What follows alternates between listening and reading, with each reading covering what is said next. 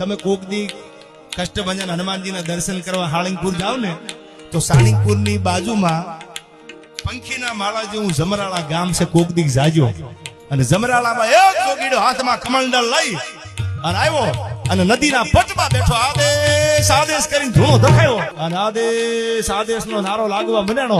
અને કોઈ કીધું કે બાપુ વરસાદ ગાંડો થઈ ગયો છે, વાહડામાં પાણી નદીમાં પૂર હાલ્યા આવે છે, ધૂણામાંથી ઉભા થઈ જાઓ, તમને તાણી જાય, મારી નાખશે.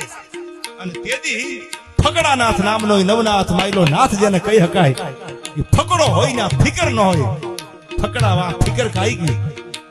અને તેથી કમંડલ ને ચીપીઓ લઈ અને બાપુ આદેશ આદેશ નો નારો લગાડ્યો, જીનામ જીનામ નો નારા લાગવા મંડ્યા. અને જે ઠેકાણે ધૂણો દેખાવી અને સાધુનો બાવલીઓ બેઠો હતો, આ બાજુ વાહડામાં નદીનું પૂર હાલ્યું આવે.